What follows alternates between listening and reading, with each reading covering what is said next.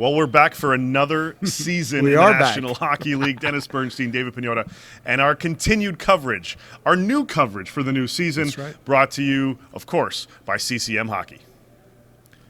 All right, DB, we're in Quebec City for getting ready for what will be the second game Saturday night between the Los Angeles Kings, now hosting the Florida Panthers, in a market that, well, it loves its hockey. It does. It loves its hockey, and it's been itching to get pro hockey at the NHL level back in Quebec City. I still believe we're a ways away. Agreed. But the reaction from a lot of the players, especially on the Kings, over the last couple of days has been very positive. Yeah, it's a really nice market. We were at practice today. There was applause during the drills they were going through. I've never seen applause at a practice. So it's a great market. They love hockey.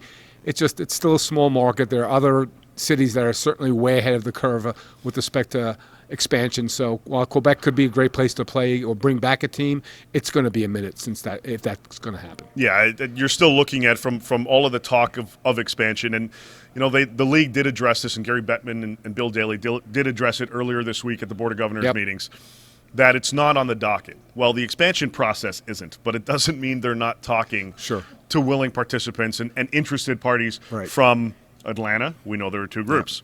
Houston, there's a group they're trying to build up on. Arizona, with the Suns owner now into the mix and expressing interest in bringing a team back to Phoenix/Scottsdale. And there are other markets outside of Quebec City that are also expressing continuous interest. We have groups in Omaha, in Oklahoma City, in San Diego, in Portland, and so on, and so on, and so on. So we'll see kind of how this goes. But certainly from the environment here, and we talked to a number of the players after the game the other night, that the atmosphere here in Quebec City through the roof. Yeah, it felt like an NHL game, even though it was a preseason game. And you mentioned the markets, Dave. You're talking about two top 10 media markets in the U.S., and Atlanta and Houston. That's going to trump whatever goes down here in Quebec City. So it's unfortunate, and there's a legacy and history of hockey in this market. But again, it's going to be further down the path than the other cities you mentioned. Yeah, I think we're going to start to see or hear some noise as the season progresses with respect to getting to 34 teams. Right. I think when we get to that 36 discussion, that's when Quebec City will realistically re-enter the mix, because the corporate support has been an issue, but a lot of it has been coming back to the market. So we'll see kind of how that moves along. But that's the expansion process. That's the expansion talk. We want to get that out of the way. The LA Kings are here. They are. They've been gearing up for the regular season. And there are a couple issues that this team may be facing. The fourth-line center position, and, of course, who's going to step up in the absence of Drew Doughty, who had successful surgery today, and he's out for a few months. Yeah, well, look, I don't think any player's irreplaceable other than maybe Connor McDavid or Austin Matthews. While Drew may not be irreplaceable, he's the hardest player to replace on this team. So for the moment, Kyle Burrows is going to step into the third right defense position. You have Brant Clark there, whose minutes are certainly going to increase, and Jordan Spence as well. But it's going to be not only a hole in the lineup, a hole in the locker room, and guys are going to have to step up. You hear all the cliches. Everybody's going to have to do a little bit more in Drew's absence. Looks like 2 to 3 months. It's difficult. They talk about teams bonding on the road. The Kings start with 7 straight on the road, Dave. It's tough when you're on the road and you don't have the matchups and you don't have Drew Doughty in the lineup. So I'm really eager to see. I think the Kings would be pleased to come home, let's say 500, 3-3-1. They have a tough time playing in Buffalo. The last 2 games in Buffalo, Dave, combined score was 13-0. Yeah. So that might be a schedule loss for the Kings, but they're trying to find their way. But last Thursday night, you saw what Quinton Byfield can do, and you see the potential of this player.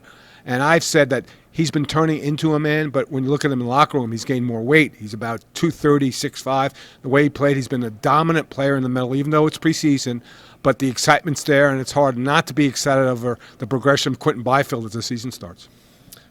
The Boston Bruins iced almost a full lineup. They did. Yesterday against the LA Kings, minus Brad Marchand, who's dealing with an illness.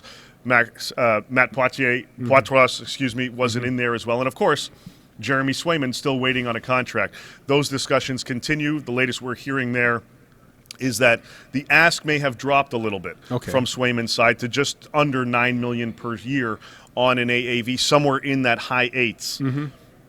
Is that enough, or have the Boston Bruins kind of bridged themselves to the max that they can go at $8 million per? Yeah, because consider this: Korpisalo's on the books at $4 million. They're actually going to have $12 million net, and you can argue that the combo of Swayman and Korpisalo isn't as good as what they had last year, so they kind of boxed into a corner. But Jeremy Swayman's going to come in. He's got till December 1st to sign.